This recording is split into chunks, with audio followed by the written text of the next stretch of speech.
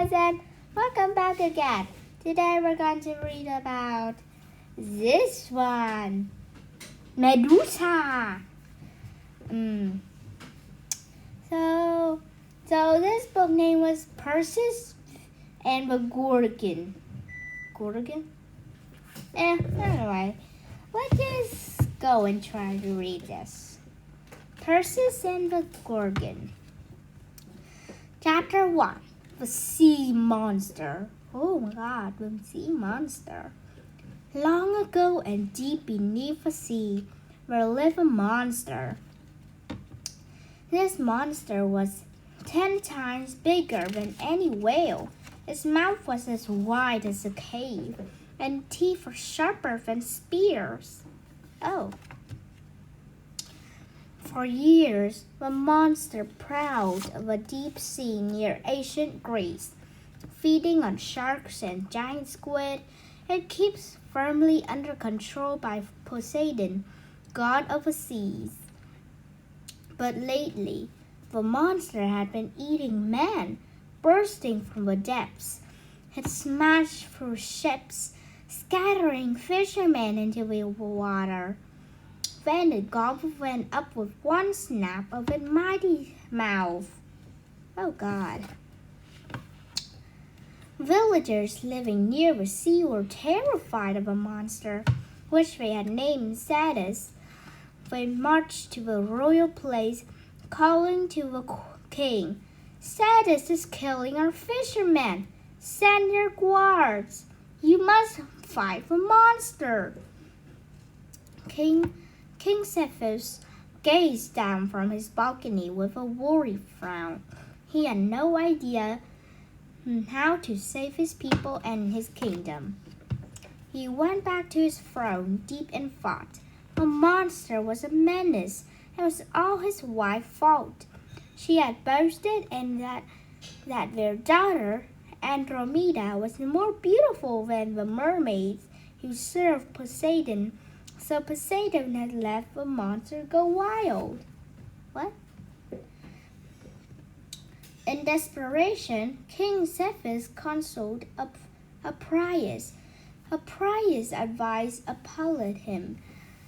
"There's only one way to pacify Poseidon. You must offer your daughter to the monster as a sacrifice." The king and queen were grief-stricken. Andromeda, their young daughter, was terrified. None of them knew that help on the way from a surprising young man. Chapter 2. Perseus.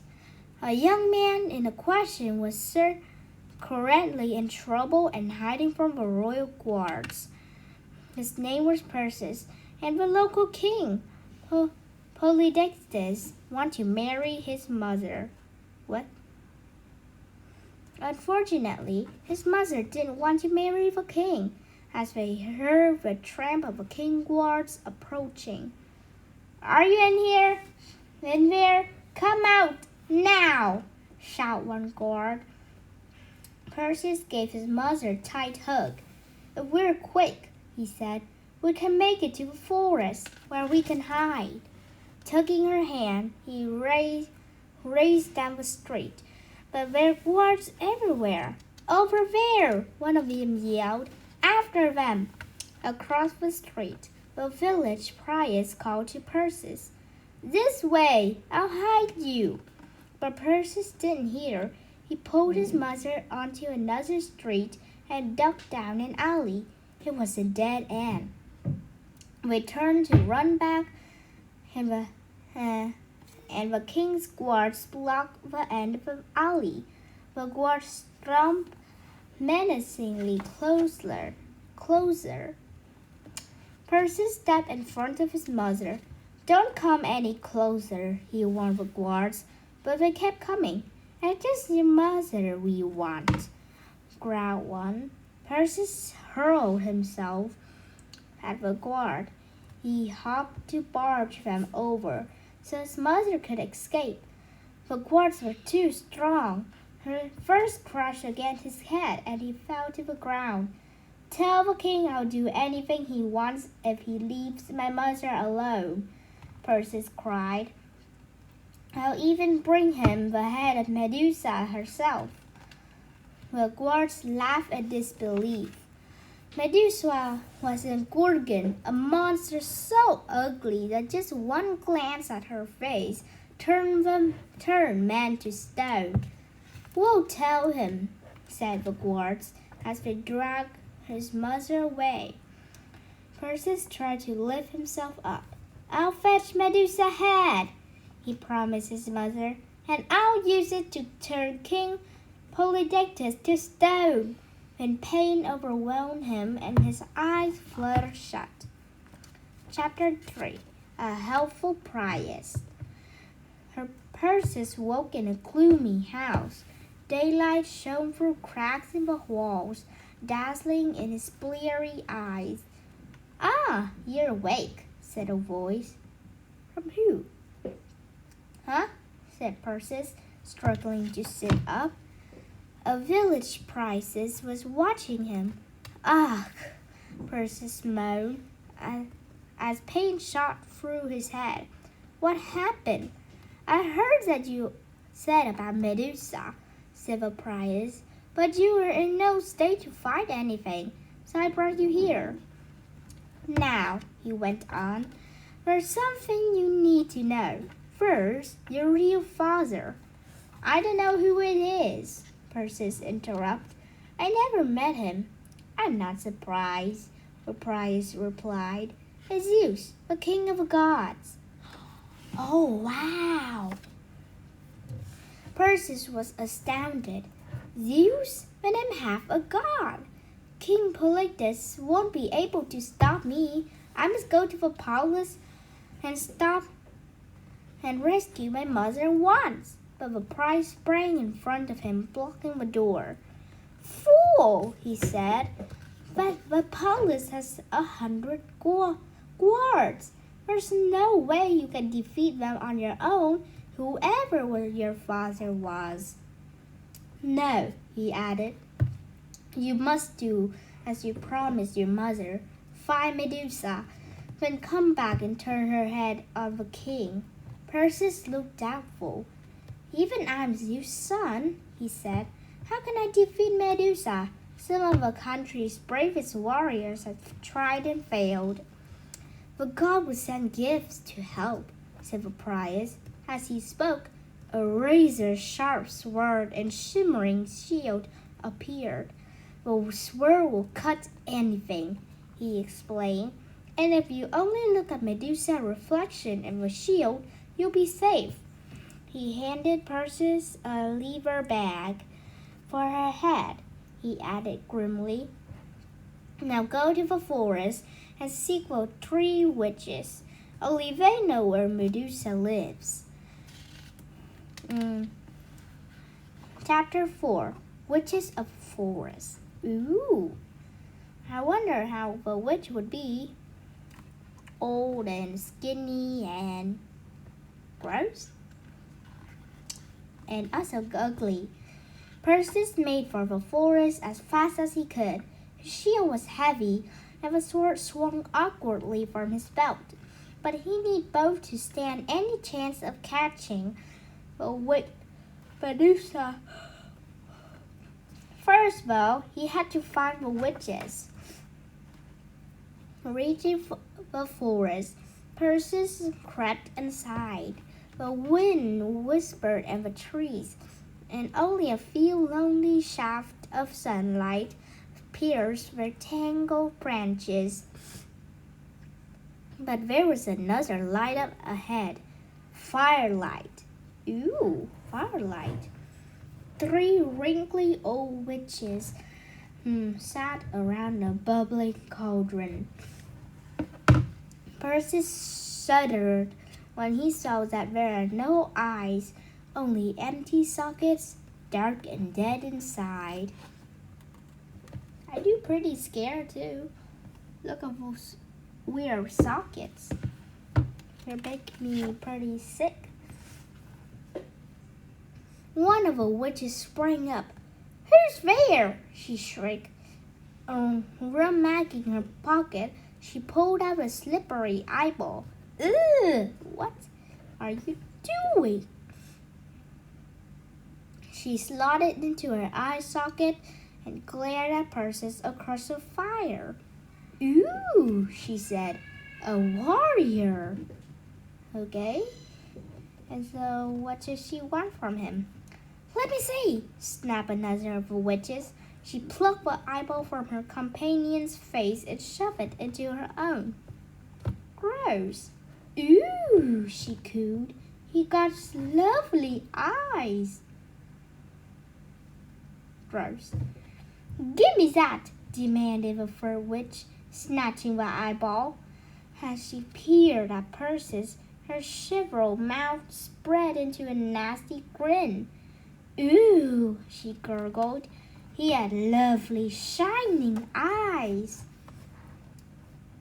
Enough, Perseus said. I seek the Gorgon Medusa. The witches began to cackle. Medusa! The shriek. He seeks Medusa. No one ever makes it out of Medusa Cave alive. Cave? Perseus said. Which cave? Tell me. Ah, said the fur witch, but there's a price for that information. What price? The witch stepped closer, grinning hideously. Yeah, it's really hideous. Your lovely eyes, he said. Wait, why do they need eyes? For them to see without any snatching their own eyeball of the others? I don't know. Their old hats were crazy, Perseus thought, but he needed their help. Very well, he said, sliding out his sword. I'll give you my eyes. The witches scuttled closer, drooling with excitement. Let me see. Give me that eye. Fast as a flash, Perseus lashed out his sword and knocked the cauldron onto the fire. The cloud steam hissed at the witch faces. Oh gosh. Oh God. The witches staggered back, dropping the eyeball on the ground. Perseus snatched it up and held it in his palm. I have your eye, he said. Now, tell me where your Medusa lives, or I'll squash it like a bug.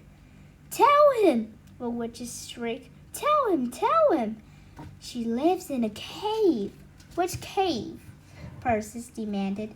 Beneath a black mountain, the cave of the dragon's mouth. Satisfied, Perseus tossed them the eyeball. Then he turned and raced from the forest. You'll die, warrior! The witches shrieked. Everyone dies in Medusa Cave. Chapter 5. The Dragon's Mouth. Dark clouds swirled overhead as Perseus emerged from the forest. A flash of lightning streaked across the sky. Perseus was tired and cold, but he kept going until he reached the slope of dark rocks, the Black Mountain.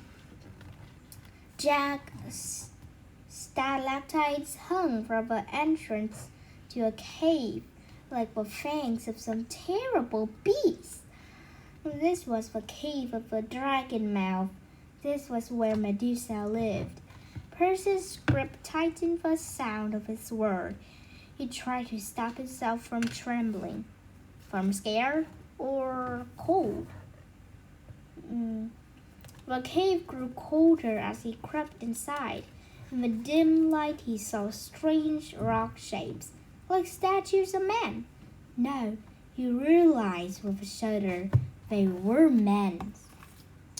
These are the men statues, but no, these are men who has turned to Medusa. No, which has turned to rocks from Medusa, because there has been glanced at or take a look at Medusa, kind of like that. These were warriors who had tried to kill Medusa, but all been turned to stone by her snakes. Frozen face leered from the dark, mouth open with silent screams, and eyes wide with terror. pretty scary. Deeper in the cave, something moved. Quickly, Perseus hid behind one of the stone warriors. A loud hiss echoed around the cave. Don't look, Perseus told himself. If he looked at Medusa, he would be turned to stone too. Out here is pretty okay, but out here, yep, as the guards say, she's so ugly. Yeah, she's really, really ugly. Just because he couldn't look at Medusa didn't mean he couldn't see her.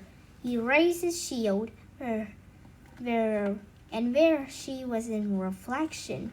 The Gorgon has a long, wormy body and level-looking claws. Yeah, it is.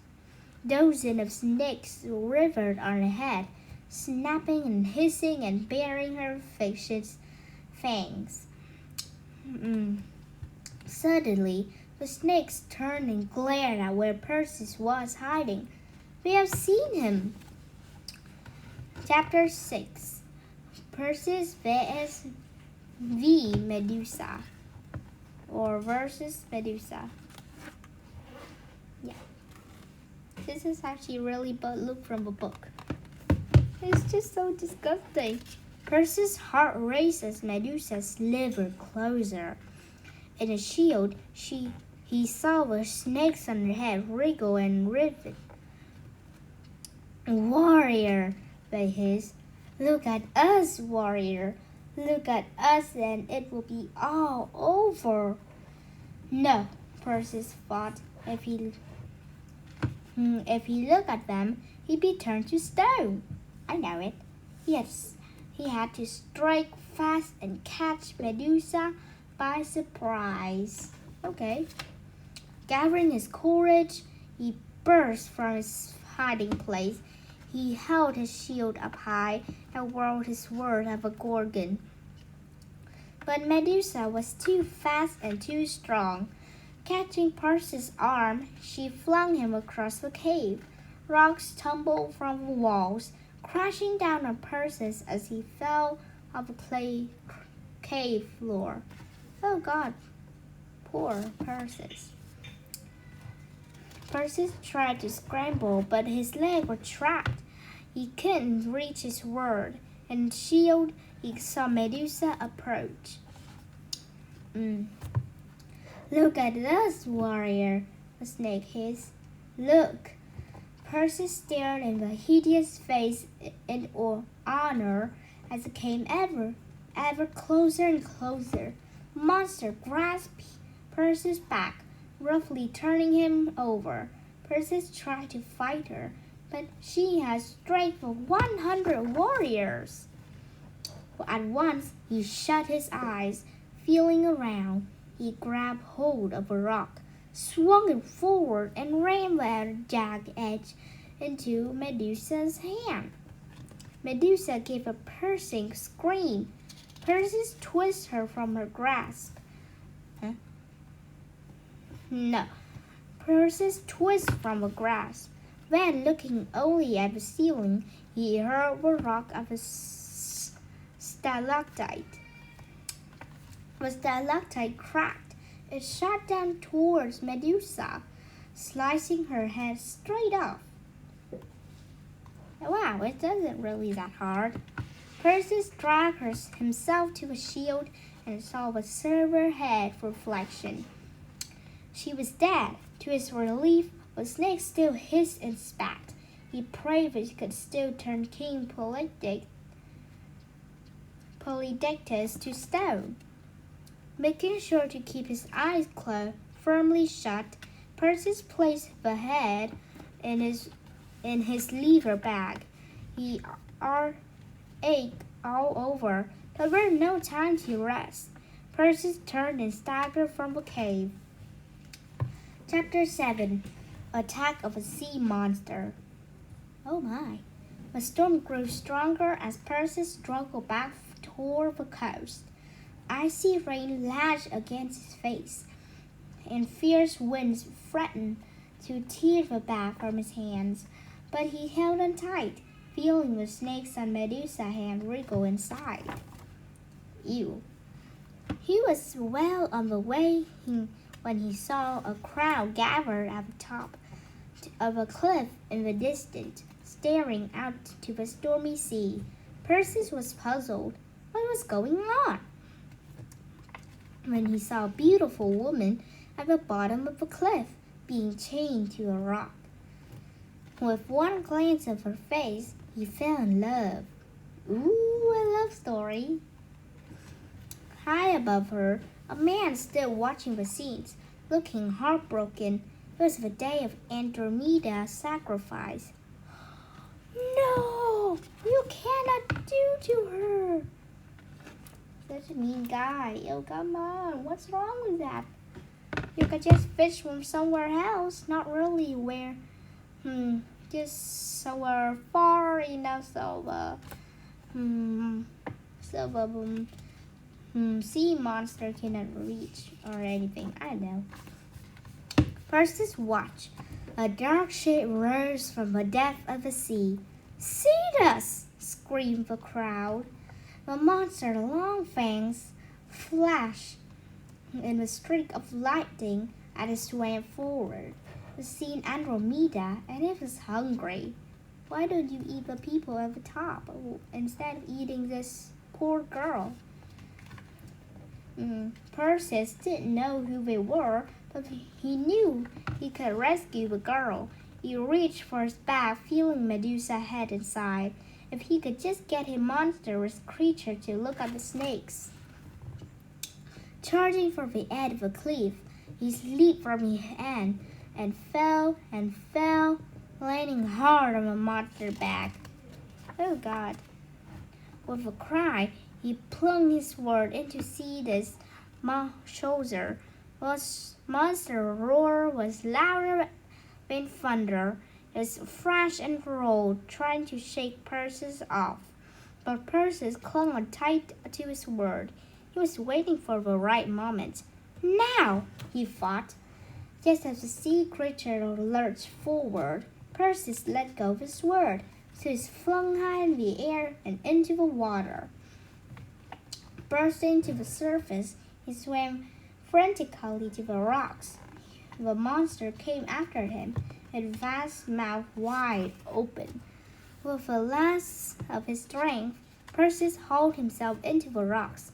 "Shut your eyes!" he yelled to the girl. "Don't look!" He reached into his bag and pulled at Medusa's head.